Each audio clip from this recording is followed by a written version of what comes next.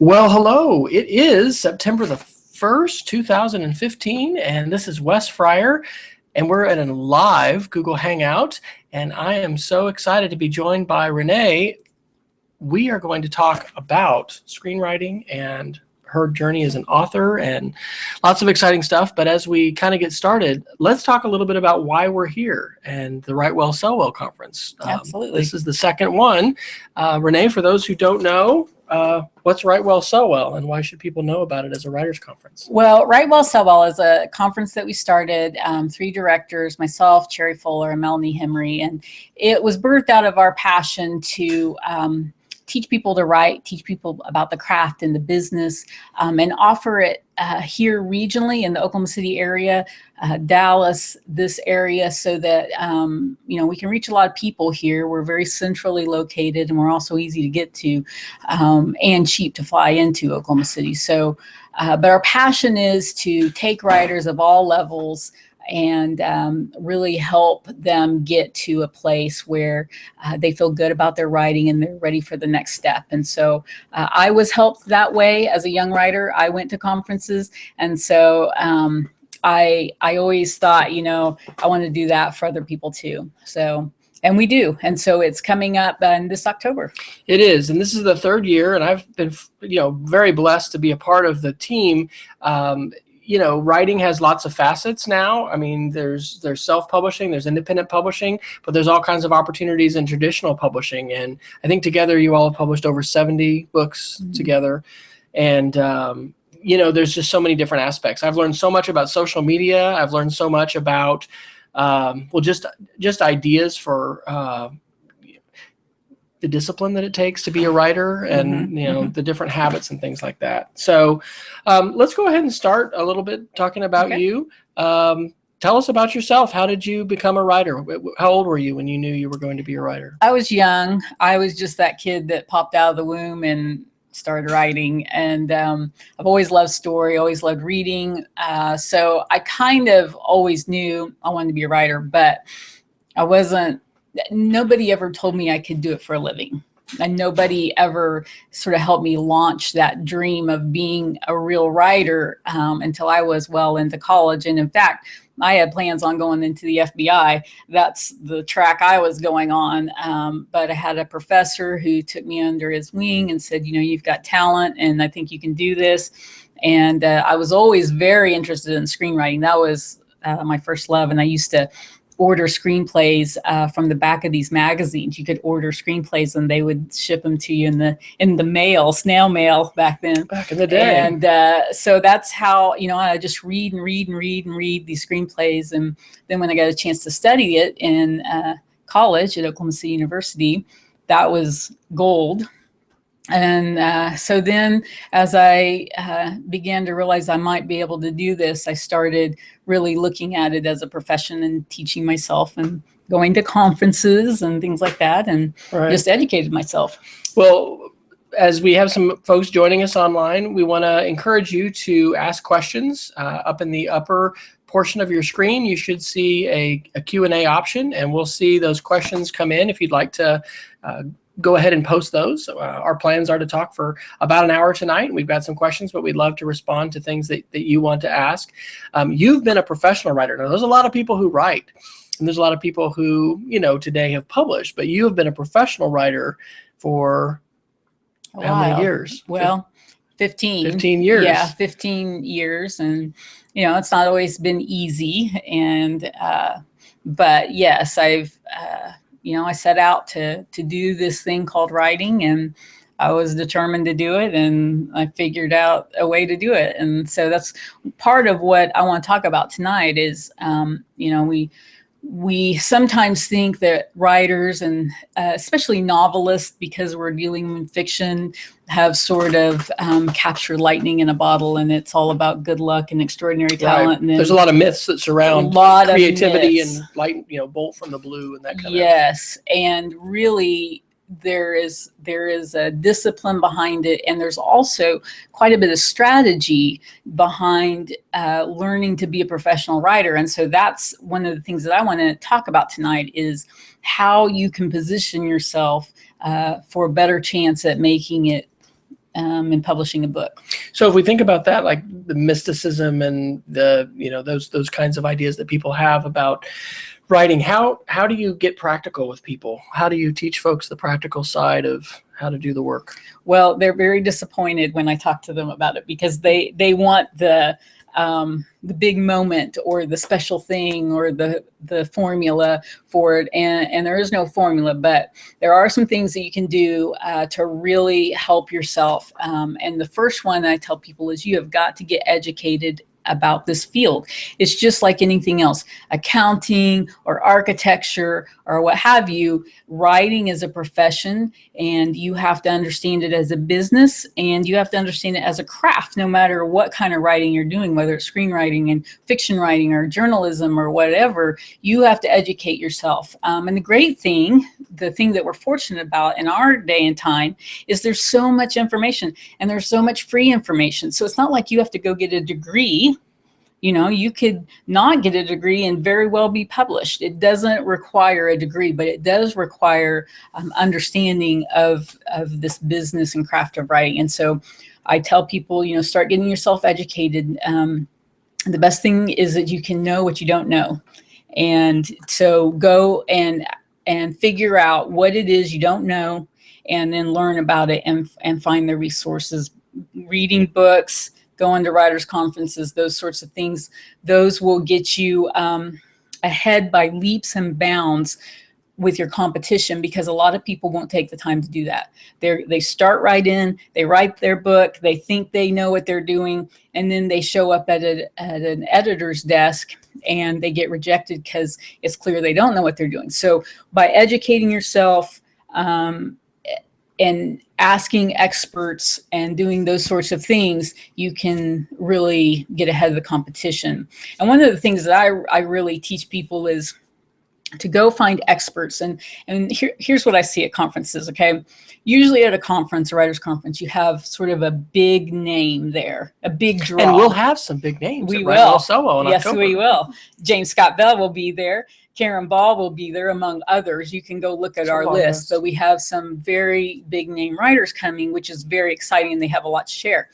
But what I say is, when you go to some of these really big conferences, you can get some of your best information from writers who you sort of see on the outskirts, who've been doing it for years. They've been a professional writer for 20 years now. They might not be the keynote of that conference, but if you go up and you say, hey, could I buy you some coffee and talk to you for a little bit, they're very willing. And you might try to grab a couple of minutes with the keynote, and that's all you'll get is a couple of minutes, and you might be like, wow, I just talked to so-and-so, and that's great, but what new knowledge do you have coming away from it? And so I really encourage people, when you're going to go to a conference, when you're going to pay for a conference, utilize that time. Try to find people that have the time to talk to you, who can give you the answers you need. Okay. Your story about not necessarily needing to go to school reminds me, I went in California one time to Stanford to the Digital Media Academy, and the fellow who led our week-long workshop had won a film festival, and he talked about watching the extended cuts, and how today with film, there's so much insight that you can get into the minds of folks who have done all different aspects of film, that really is something to be tapped. And I'm sure you can the face-to-face dynamics of networking with people, and then just their shared experiences and their life experiences, is going to be, different than anything you're going to find just online, and absolutely things that you're going to be able to read. What are your early memories of going to writers' conferences, and what were those like, and how is that different than, say, our Write Well, Sell Well conference as far as the experience? Do writers' conferences tend to fit into a pretty clear mold about the way they're structured? I hadn't heard of one-on-ones and some of those things before we. Yeah, they do have pretty much the same. They're run very much the same way. But my experience was, when I went to these writers' I was very young. I mean, I was early 20s. The first writers' conference I went to, and I didn't know what I was doing. I just showed up, and I was just kind of like, what in the world? But I quickly figured it out. And one of the things that I see writers do now, and that I try to educate them on, is you'll get these one-on-ones, and whether you've signed up for one or you just happen to go to coffee with somebody, or you're in the elevator with somebody that is a professional writer. And what I see is this urge to tell somebody about everything that you can do, or your book, or all of the experience you have. Well, typically a professional writer can be very encouraging, but they can't do much for you.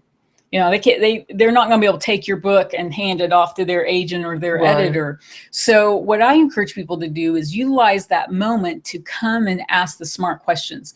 So, and I'll give you an example. I had a lady asked me if she could have coffee with me, and I met with her. She was local, and she was one of the smartest people I've ever seen in how she utilized that time. She was a young attorney. She was getting ready to go off and do a world adventure, but she had a book and she wanted some advice before she left. So what she did was she had coffee with me, and she had a line of questions that showed she had researched, first of all, me. Was this your one-on-one that you had with her? It was just a coffee. Okay. Yeah, it was just a coffee with the two of us. And she researched me not to, tell me how great I was. Oh, we just went blurry. Oh, we sure did. Hey, good job. You noticed that. We're trying a different camera today. There we are. Oh, we're back. We're back. We're back. Okay. Well, I can still talk when we're blurry. That's I don't care. We'll just keep going, and you can adjust the camera. So, but anyway, what she did was she took great links to research me to find out what I could help her with. Your expertise. My expertise. And so she had all these questions lined out. Her questions were targeted. They were clearly researched. She, didn't take up a long time. We met for an hour. She was done. In fact, I had to actually pull some information from her. And, well, what do you do? Well, what did it? Because she wanted to utilize that time. And so that's what I tell people. There's nothing wrong with talking about yourself. But if you're going to get a small amount of time with a professional writer, come with some targeted questions that you can walk away being better educated than when you first started. And I still do that today. I mean, when I'm in a room with somebody that's doing something that I want to do, I'm going to tap that resource as much as is professional. How much do you want to expect or ask them to read of your work? Like, in terms of, should that at all be part of what you're asking them to do at that time? I mean, unless you're wanting to do what I do, then yeah, read my work. But if you're just like, look, I'm interested in historical fiction and I just don't know the market or whatever, then I can at least tell you how to get yourself positioned better in that market, and I'll help you with as much as I have expertise in it. But no, I would never expect anybody to, like, I won't meet with you unless you've read my book. Well, no, I didn't mean that, but I just meant, like, should you have, like, writing samples, like, as the person coming to meet with them, like, should you say, well, what do you think of this? Or person. Okay. That's more like a one-on-one type thing that you set up in advance. Or it depends on who you're meeting with, and what your objective is for that meeting. Like, for example, years ago, before I was published, I had a one-on-one with Lorraine Snelling. Now, many of you who read historical fiction will know who she is. She's a legend. And I had a one-on-one with her. And I was to the point where I'd been to some writers' conferences, I'd worked on my craft, but I needed to know, am I ready for this? So I sent in my material ahead of time.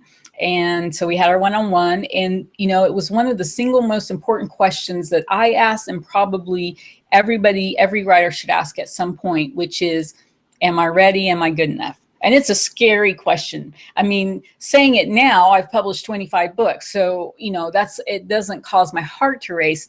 But back then, when I asked that question, because she could have just as easily said no. And I said, I want the honest answer. Am I good enough? And you want to be careful to face rejection and recognize that one person's opinion doesn't define your career. It's one person's opinion, but you have to put yourself out there and ask that question, because you have to know, are you up to the standard of writing? And like Wes said, you don't want to just bank everything on one person who might be in a bad mood that day, but you need to ask the question. So she had read my work, and I remember her putting both of her hands on the table and leaning across like this towards me. And she said, you're good enough. And I mean, it was all I could do not to burst into tears because I had not heard that yet. Nobody had told me that. Wow. Now, it wasn't next month that I got published. Right. It was quite a while That longer. was an important encouragement on your It journey was. to And persevere. let me just add, I had plenty of people tell me I wasn't good enough. And at certain times I wasn't good enough. And I needed to hear that too. So, well, you're a fan of knowledge, reading extensively in your field of interest, but you also think that can be a trap. So you have a warning about that. I do have a warning. How can that be a trap? It's a trap because I see it so often. I'll see, I teach at a lot of writers' conferences, and I'll see some of the same people over and over, and I'll say, well, how'd it go this year? You finished the novel? No, I haven't. Do you write anymore? No, I haven't, gotten past chapter 3. And you see this 3 years in a row. And what tends to happen is they're reading so many craft books, and they're almost overdoing it on craft books that now they freak themselves out so much that they're like, well, I don't have it yet. I need another book. It's almost an addiction to craft books. And so I tell people, look, grab 3 and do your best to read and educate yourself. But at some point you have to jump off and do it and write. And so if you find yourself and you've been in craft books for 6 months, time to toss those suckers and get to business. Just start writing. Okay. How do you prepare yourself for success and not for failure when it comes to writing? Well, I have kind of a different look or different view on this than I know a lot of people do. But to me, in writing in particular, you have to prepare yourself for failure, because it is heavy with rejection. There's going to be a lot of that. In fact, there's some Twitter channels. I was just looking at somebody who followed us, Write Well, Sell Well, and all it was just encouragement for writers. It was just continual, daily encouragement to not be defined by failure and to. Absolutely. Because in our line of work, because we're creative and we're artistic, it's different than, something you might see in accounting where, you didn't do the job right. When somebody tells us we didn't do the job right, they're like literally murdering our soul. So you have to prepare yourself for rejection of all sorts. I mean, it touches on identity and who you are. It absolutely does. Saying that about your and whole work. I'm still, you'd think you'd grow out of it after 25 books or so, but it's still kind of hurts me when somebody is like, I just didn't like the writing. And doesn't the human mind just pick up on that critique so much more than the praise? Because I think this is a universal. You can get 20, attaboys or kudos, and then you get that one that's not. And what do you remember? What do you sit there thinking about? That one.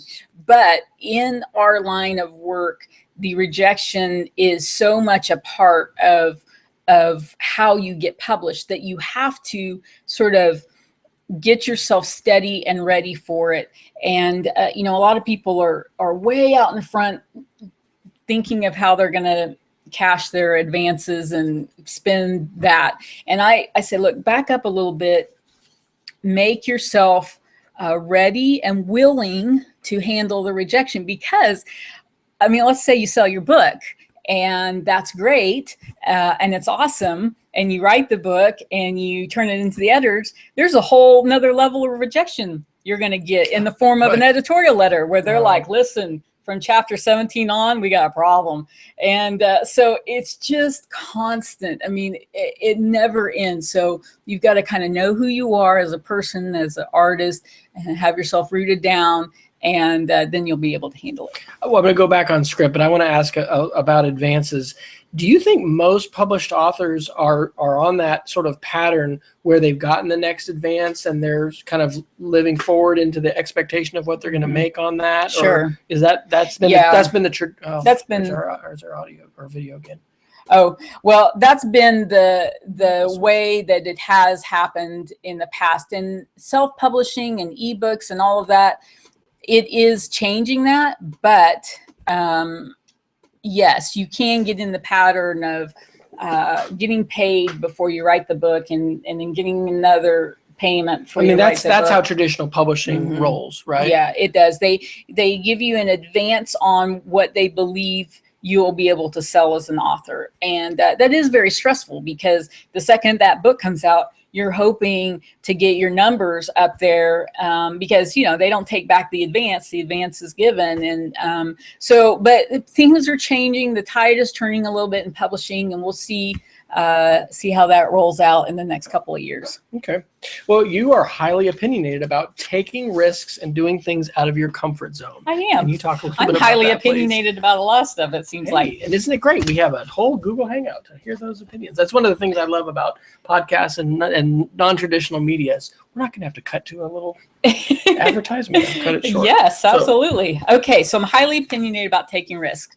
Okay, so the thing about writing is that you develop as a writer and as a professional, the more that you're able to do. So by taking risks and doing some things that are outside your comfort zone and even maybe outside your goals, you are expanding your resume as a writer. And the more that you can do, the more jobs you'll get as a writer.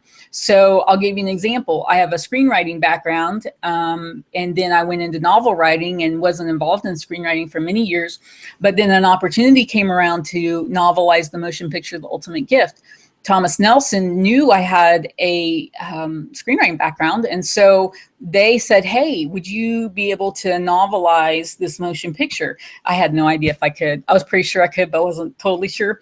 But I went out of my comfort zone and I was like, you know what? Yeah, I think I can do this. So I did it. And that has gotten me several jobs over the years, novelizing motion pictures. I've written a comic. Yes, I have. Not drawn, but you've written. You wrote, and then somebody else drew. Yes, I was part of a team. How did that come about? Well, it came actually from a writers' conference. It actually came from an elevator an elevator conversation. Met a guy. I think we had lunch or coffee or something, and he asked me if I knew how to do that. And, you know, I was honest. I was like, not really, but I'd love to learn how. And Whoa. I kind of took a crash course and did it. I've never done another one. They've never asked me to.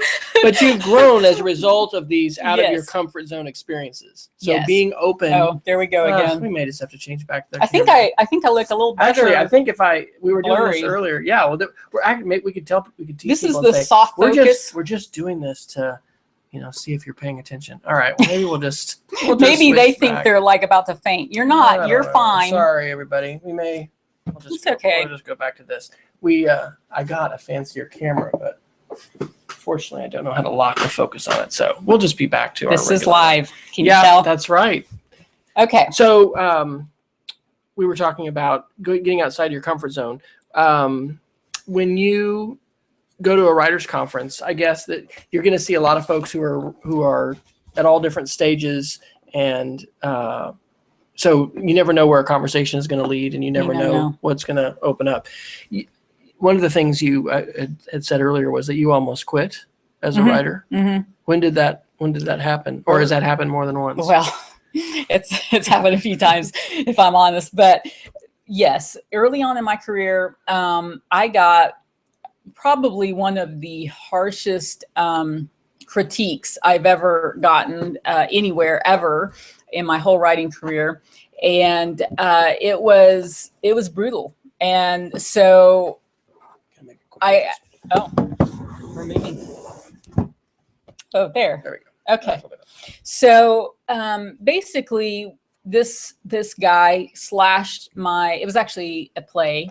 I had written a play, went to a conference.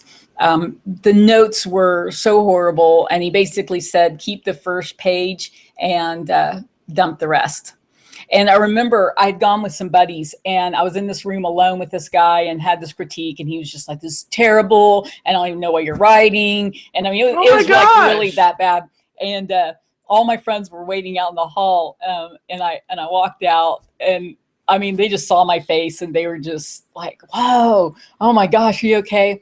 Well, I quit writing for a long time. I mean, it just absolutely devastated me. And it was actually my husband who basically like grabbed me by the collar after months. I mean, 9 months of not writing.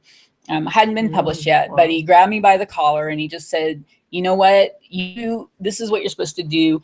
And he sent me to a writers conference and got me kind of back in the saddle. And So we got a question that's come in that we'll answer in a second, but this touches on issues of identity.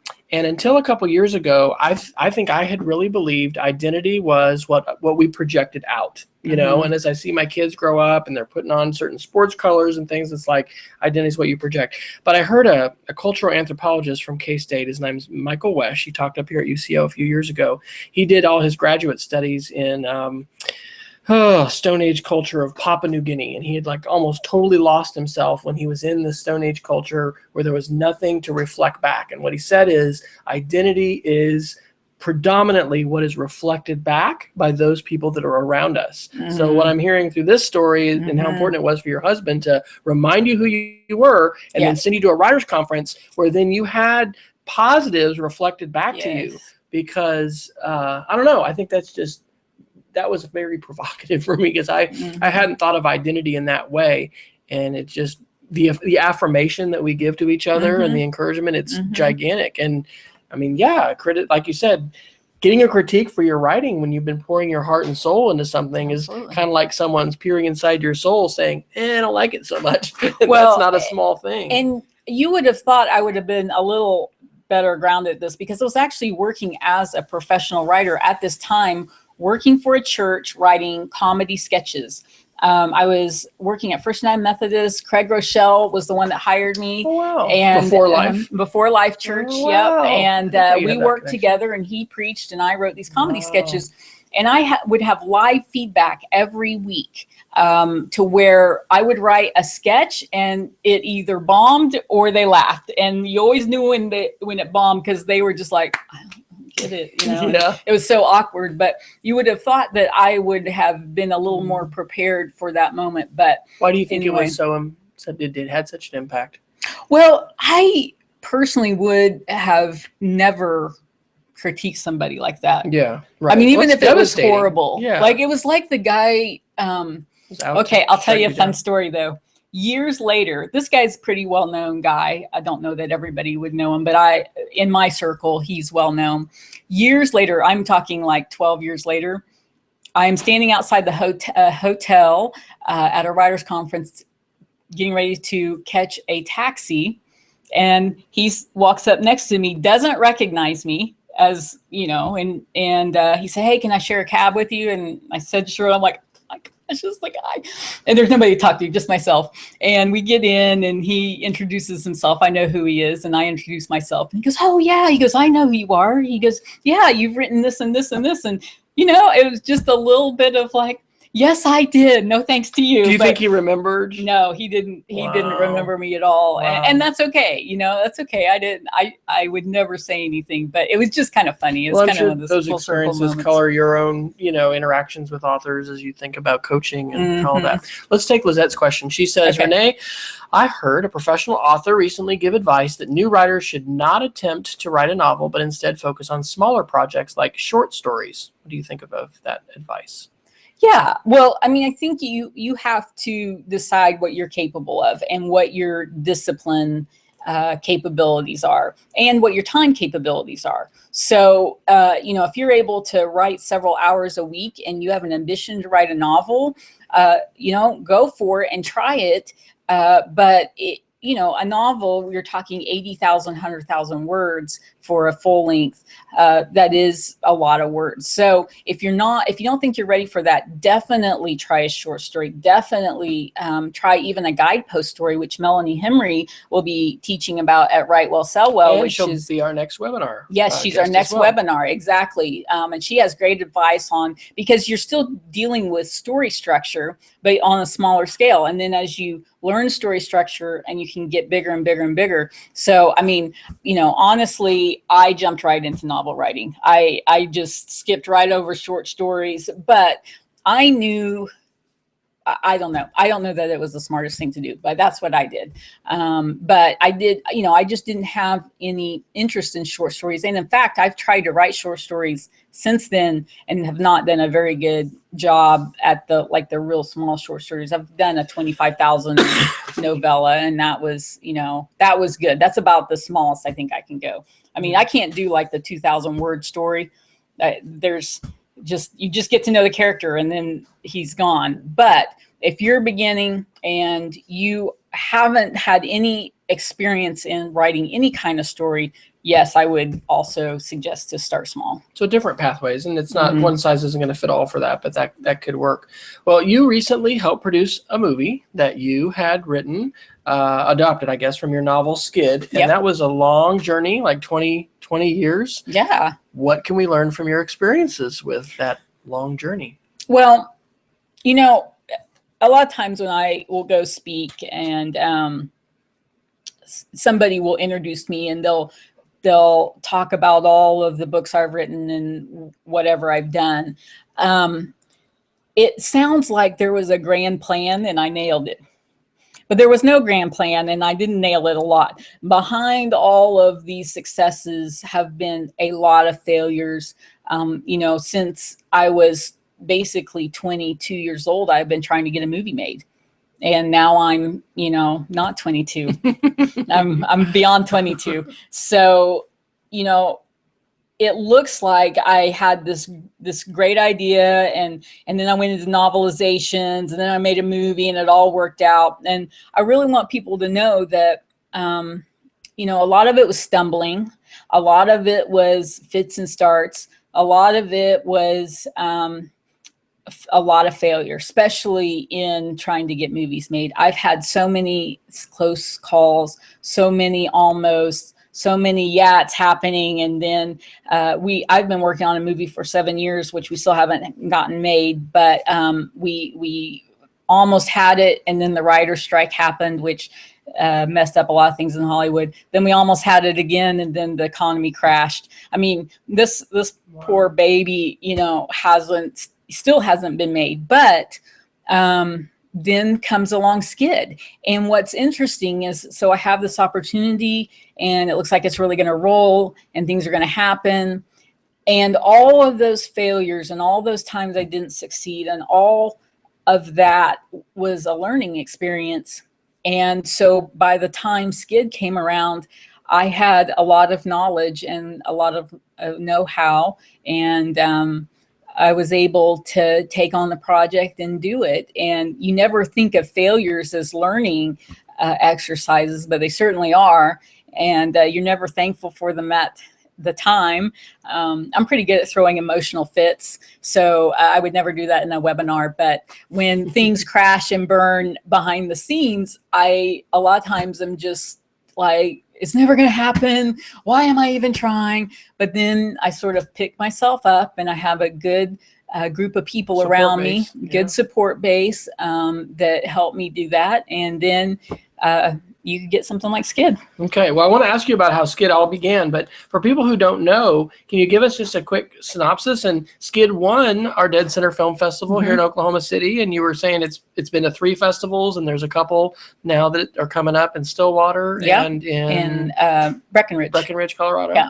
So what's the synopsis of Skid for people? Okay, the synopsis of Skid is so hard because it's so wacky. It's a wacky comedy about a transatlantic flight with a bunch of crazy characters, and all kinds of things can happen over the Atlantic, and they do. It's a fun, zany, outrageous, absurd comedy. It's actually the third story in the occupational hazard series that I wrote several years ago for Random House. There's Scoop is the first one, Snitch is the second one, and Skid is the third one. And Skid, you know, it didn't sell all that well when it came out. It was kind of the third book in the series, and the third books, you know, a lot of time just kind of fall off a cliff. But I always knew it would make a good film, and I was always very attached to the story. I think personally it's hilarious. So when the opportunity came to me to make a movie, and the producer said, well, which one of your books do you think would make a great movie for the budget that we had, I instantly knew it was Skid. I knew that we'd be able to do it. I knew it would be feasible as location and budget and everything. And so we did it. We started it in 2012 and finished post-production in 2014.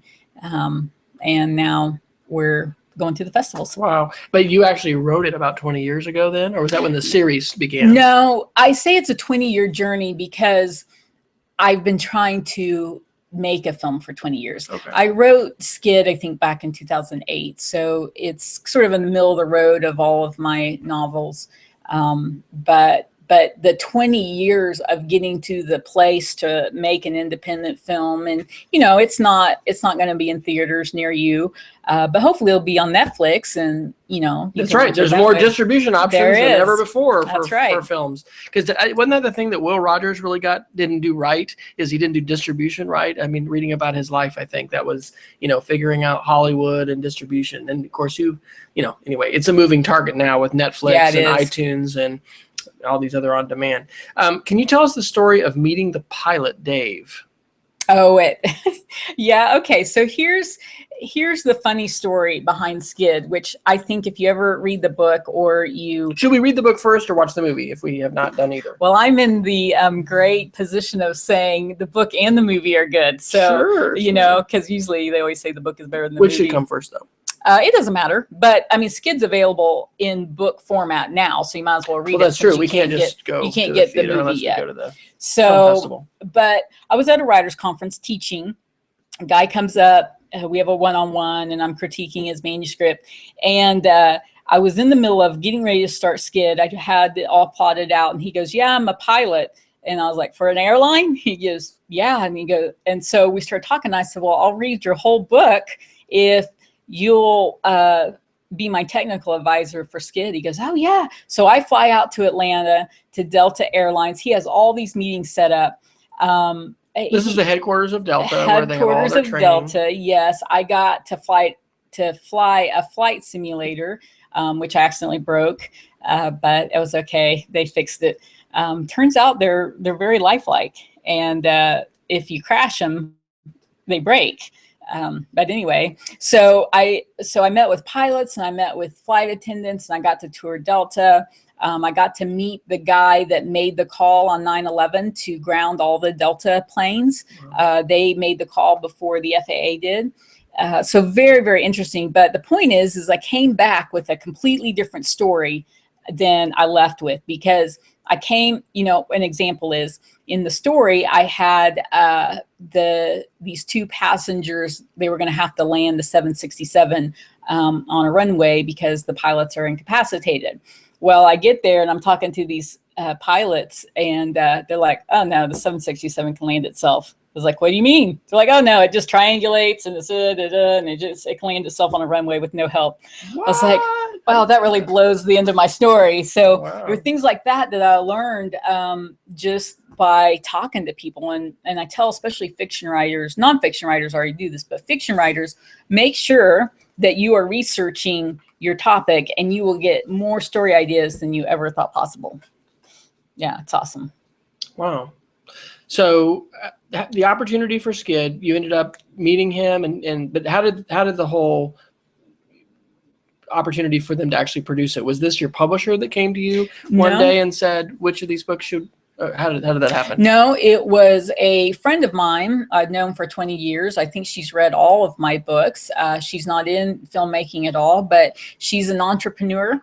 And I did not know this, but she'd always wanted to make a movie. And so she had been positioning herself behind the scenes, going to some conferences, figuring some stuff out, and finally came up with some money and decided she wanted to make a movie. And so that's literally so she was your investor. She was we had one investor. And what was amazing about it was, for years and years and years, we've been trying to raise money for different projects and movies and things like that. That's the hardest thing to do in movie making, is to get the money. And then here she is, like we're at church, and she's like, "Hey, you want to make a movie?" I'm like, "What are you talking about?" And she's like, "I'm for real." And it was just so bizarre, and a testament in my faith to God, because it just kind of showed me, nothing's impossible, and the opportunity will come, and it will come when you least expect it. And so I want to tell you that if you're sitting there going, "Man, it's never going to happen for me. I've tried, I've done this, I've done that." I'm telling you, the opportunity is going to come in an unexpected way. And you're going to be ready for it, because you have done all the prep work. You have done the failure. You have tried and tried again. And then when it comes, you'll be ready. Wow. we want to encourage you, by the way, we'll just say this, to add some questions if you'd like to, if you're watching this live. I know many of you will be watching this as a recorded video, but we've got a Q&A button that you should find at the top of your screen if you'd like to ask Rene questions. And we've got about 20 more minutes, so we definitely have some more time to answer some questions. What are your biggest takeaways from the whole experience, the whole, screenwriting, movie creating? Was it what you expected it would be? I mean, what was it? It never has been what I expected. It's always surprised me. It surprised me what I've been interested in writing. It surprised me what I'm good at. What I went in thinking I was good at one thing and came out, turns out I was good at something else. It surprised me how much better I've gotten over the years from book 1 to now book 25. And I one of the things that I tell a lot of writers, especially in this new e-publishing world, a lot of writers are scared to death of editors. And I will just tell you that editors are your best friend. Editors will make you shine. They'll make you better. They are sort of the superpower behind your work.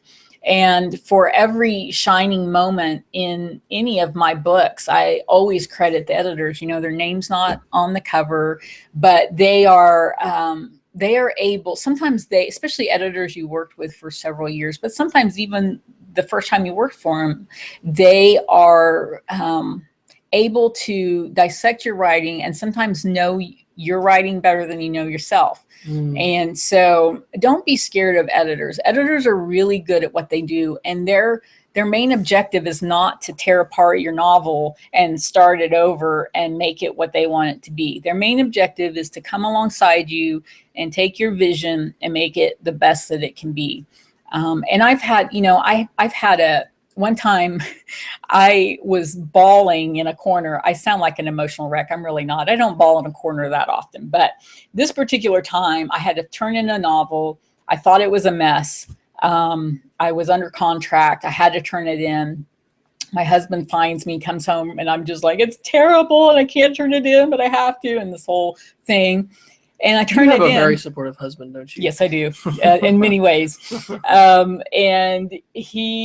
So I turn it in and I get the editorial note back, and for weeks, I'm just dreading this editorial letter because I'm certain that they're going to be like, listen, we're going to need that advance check back. This isn't going to work anymore.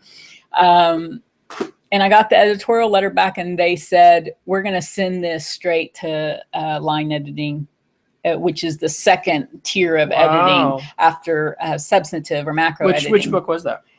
It was Storm Surge. Which is the third book in my Storm series. So that happened. And then several years later, I wrote a book, finished it. And I was like, told my husband, I was like, nailed it. Uh-oh. Yeah, I got this one. I was like, it's perfect. I'm so excited. I turned it in. And you're in trouble when the editors call you at home rather than send the initial editorial letter. They leave a message and they're like, hey, listen, we need to chat. And so I called them, and it turned out I hadn't nailed it, but they were right. I mean, what I couldn't see, they could see. And so just a testimony to how different eyes are so important as far as the perspective that they bring and the things they can draw out or the ways that they can. It really takes a village to raise a book. And when you're doing it solo, it's hard. It's hard to see. So even if you're e-publishing, make sure you have a good team of people, not your mom and not your best friend, but people who are avid readers and know what they're talking about to give you honest feedback. Some good feedback for me. Heather is asking a question. She's saying, what does your writing schedule look like? How do you manage your time? Great question, Heather. Great question, Heather. Hello, Heather. Heather's somebody we've seen at the conferences before. So managing time is definitely hard. I have kids, I have a family, and so it does take an extreme amount of discipline. I do have a work day. I have office hours. I typically work from 8 to 3:30 or 4. Very small amount of that time is writing time. Most of it is administrative time, and I've got a lot of social media I have to do, and a lot of things that I'm involved in, like write well, sell well. And plus, the older I get, the less my brain wants to be plugged into one certain thing for a long time. When I was younger, I could write for 6 hours. I didn't even blink. Now that I'm older, I usually write for 2 to 3 hours a day. But I don't want to let that discourage people, because they might say to themselves, well, I have a job. I don't have 3 hours a day to write. You don't need 3 hours. I tell people, listen, you can do more in 30 minutes a day or 1 hour a day than I can do in a whole week of hours in my office. Because when you're hyper focused on writing something and you only have an hour, you get with it and you concentrate. Sometimes when I have a 6-hour day, I start writing and then there's breaking news. That is the hardest thing for me. Breaking news. Whenever my breaking news alert goes off, it's so hard for me not to click on and see what's going on. Off the interruptions. Yes, but if I know I have an hour to write, then I'm like, I can't have any distractions. I only have an hour. There's an app for that, actually, I think, as far as like turning off all your outside, email notification, all that stuff. Yeah, I'll find what that is and put that in the show notes of the YouTube video. That's a great question, though. And, it does take it when you're writing, you're much of the time doing it at home and or out at a coffee house or something. And it does take a lot of discipline, especially for women who are also being moms, to not get distracted by pulled aside by your family duties. So is changing location, that was advice that I had actually when I was working on my dissertation. Have you found that at times to be good to just have a different place physically that you go to, and then that's your writing place? Well, I mostly write at home because let's say this. I write my novels at home because I have an ergonomic keyboard and it really saves my wrists and hands. And I've written for 20 years and have absolutely no hand problems because I use an ergo that's the keyboard. Is that the They're separate. Yeah, like I type like this. Right. But I will go to Starbucks or a coffee house if I'm plotting a novel, if I'm actually writing a screenplay, because screenwriting doesn't take as many words to write. And so I do screenwriting almost always out of the house on my laptop. I brainstorm outside the house usually. Brainstorming I cannot do at the house, because at the house I'm a wanderer and I just start walking around, and then I see the kitchen needs attention and the laundry needs attention. So brainstorming absolutely is out at the house. So I have to go somewhere where I'm anchored to like lemon cake and coffee, and that helps me. But yeah, I like to move around. But I don't have a very fancy office. I tease my friend Deb Rainey, if you've ever read any of her books, you have to go on her website and see her office. Like, it's extraordinary. It's the coolest thing. It's right out of a magazine. Mine is not right out of a magazine. Mine is in the corner of my bedroom. It's kind of tiny. I probably need a bigger one, but if I had more room, I would just have more messes. So but yeah, I just write. I mean, I don't have an extraordinary view. I don't have a muse. I just have my little desk that my husband bought me, which was awesome. It was a gift. He put it together himself. That was a real gift, because he's not really a handyman. So to come home, one of those desks you buy and it's all in pieces. Yeah, we went to IKEA this weekend. Oh yeah, got a couple exactly. things to do. So yeah, that's challenging. So he put it together all by himself. We could save lots of money in our state by just doing away with the test and saying, "Can you put together this desk? Can you put together this swing set?" Yes, you can graduate from school. Dan is watching and has a question. He says, great question. How would you define success as a writer and an artist? Dan, good question. And I have to say hello to Dan. I've gotten to know Dan over social media. He is quite an encouragement and always very encouraging to me. So I appreciate you, Dan. Okay, so, I mean, if we're going to be real about it, you want people to read your stuff. So I define success in this way. When you've gotten to a platform and you're getting people to read your stuff, or if you're a painter to view your stuff, or if you're a musician to hear your stuff. I've never bought into the idea that art is for ourselves. I just do it for me. Now, that might be true for some people. It's not for me. I want people to read my stuff. I want people to see my movie. That's what I draw so much enjoyment from, is producing the art that triggers an emotional reaction from somebody. And whether that's 100 people or 1,000 people or 100,000, only But I can tell you, when I write a book, I have one person in mind when I'm writing. I have one particular person. They're your audience. They're my audience, and I'm writing the book for that person. You can get really freaked out if you start believing you're writing the book for the Amazon crowd or whomever. That's really a good, that's a great tip. Yeah. Because then you've got that focus. It's Exactly. you're not fractured of thinking about multiples. You have this one person and then you're writing with them in mind. I like that. And, I like entertaining, and I like people laugh at my books and cry at my books and be scared on my suspense. And so when I have pleased a reader, or I have gotten an emotional, I've written some blogs. I'm actually getting ready to launch a new blog. I've written blogs over the years, and a new personal blog. A new personal blog. It'll be off of my website. It's coming soon. Okay. But what is your website? ReneGutteridge.com. There you go.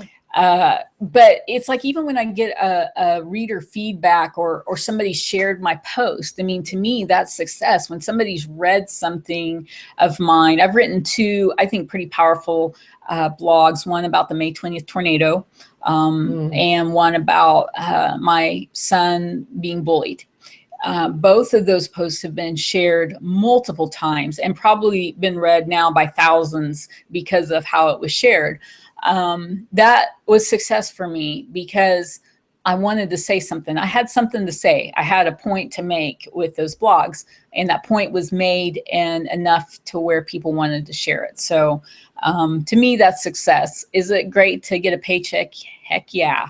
It sure is. It's nice to be paid for what you do. But ultimately, if you're any kind of an artist, that's not going to be the most fulfilling thing. The most fulfilling thing will be the creation of the art. When you start getting paid for it, then that's going to be just the cherry on top. We've got about eight minutes left. Please continue to send in your questions. These have been great. I want to ask you a little bit about failure and rejection. But first, back to screenplays.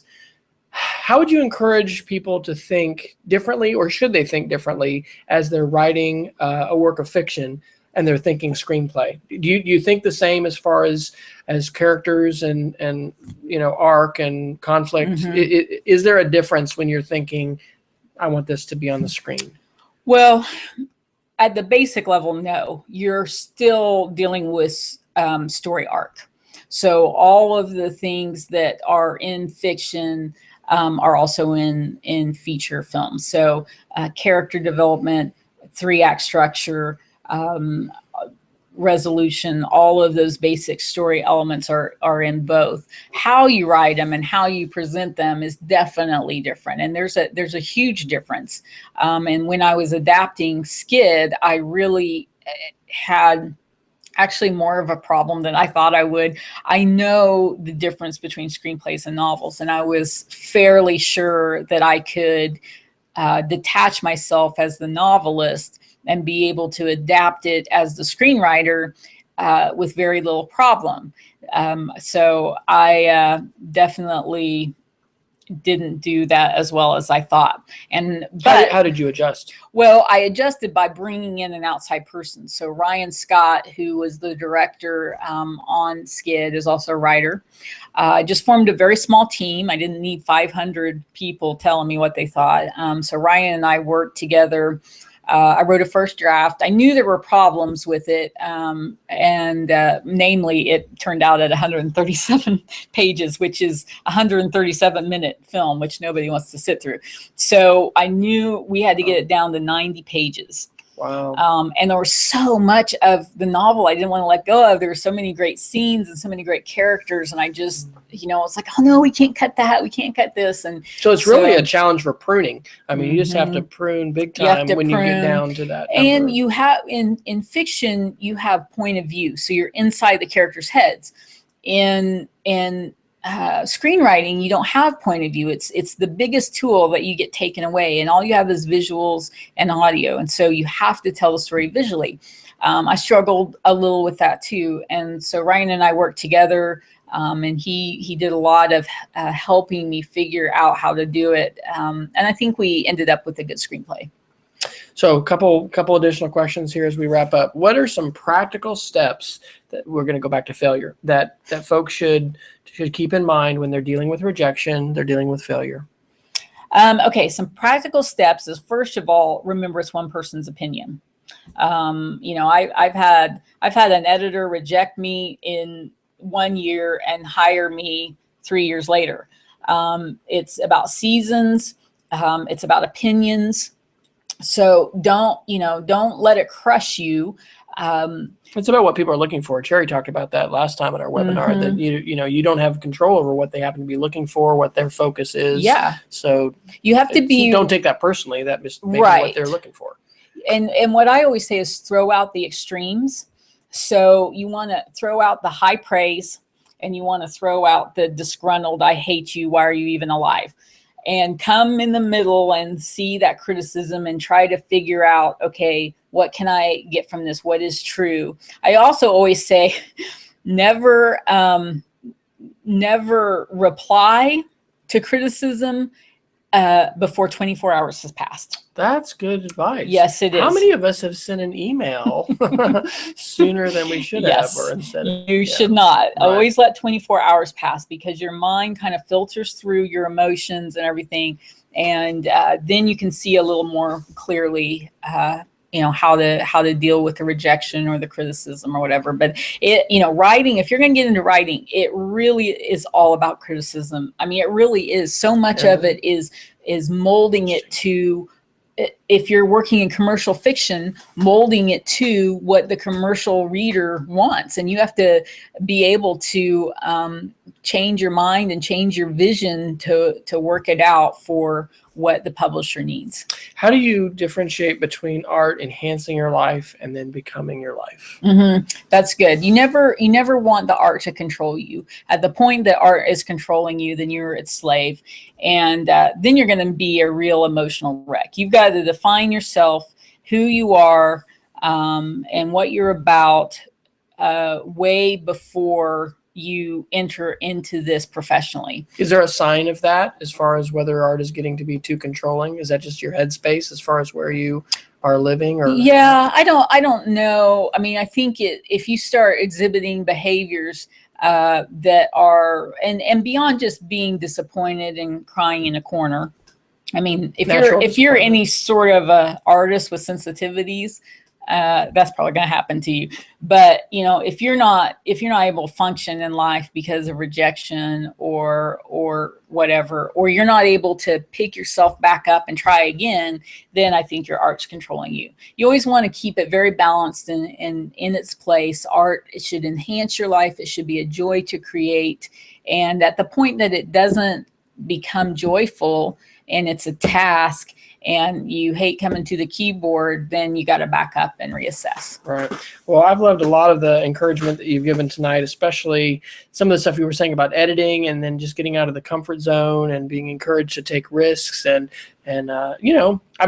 when I was in Mexico City living and studying, the officer that I was attached to said a similar thing about his career. Like, it wasn't this linear thing. And sometimes when you're young, I guess you get that idea that, oh, I'm going to do this and this and this and this, and I'm just going to plan it all out now while I'm 21. Yes. But, that's an encouragement, too, to be open to, the doors God's going to open and the chances you're going to have. The networking, the way networking will open up, right? It's amazing how people you meet will come back into your life 5 or 6 years later and end up being a huge asset or opportunity for you. So be careful about not burning bridges, right? Yes. Because burning bridges can be a bad thing. So as far as envisioning success, any last thoughts or advice for people as they try to sort of cast their vision for, you've already talked about success, but. Yeah, I mean, I think what I used to do is I used to envision myself writing the project I wanted to write. And so in my head, I was already there doing it, even though in the physical, I hadn't yet been able to. I wasn't pre-planning ahead, but the imagination is a very powerful tool. Mm-hmm. And if you continue to imagine yourself as a professional writer, as a screenwriter, or an artist or an actor or whatever it is you want to do, if you can continue to envision yourself as that, you will continue to be motivated to keep trying. You're harnessing your subconscious and you're basically programming yourself. Mm-hmm. I mean, I've read and listened to different self-help books, but that's what you're kind of describing, that you're using your imagination and your mind to project into your future. Mm-hmm. Exactly. And it's never going to look like what you thought it was, but it's going to be enough to push you into the next step and to keep going and not give up. Okay. All right. Well, last thought. Why should these folks join us in October for Write Well, Sell Well? Yes. Well, it's just what we're also trying to create at Write Well, Sell Well is a community of writers, a place that you can go and be. We're going to be doing more of these webinars and even more things online that you can be a part of. But we will have so many different workshops. You're probably going to have a hard time choosing, but they'll all be recorded. That's you right. can listen to ones that you miss later. But we're here to encourage you. We're not going to stand up there and tell you you're never going to make it, because it's not true. I made it, and all the people involved in this conference have made it and done it, and we want to show you how to do it too. So we're very nice people, aren't we, Wes? We are. It is an awesome team of passionate writers that encourage, right? We want to encourage. Yeah, and they give it, there's so many different pieces to the puzzle of writing and the identity that goes with writing and ways that we can learn from others. So please check us out, Write Well, Sell Well. And we hope to see you in October. We're going to be doing another webinar with Melanie Himry in, I think, 2 weeks, something like that. And this will be recorded. It can be found on our website, and you can share it and tell people about Write Well, Sell Well. We'd love to be able to reach as many people as possible. Absolutely. Yep. So please share us, follow us on social media, and we'll look forward to our next webinar and hopefully seeing you in person in October. Adios.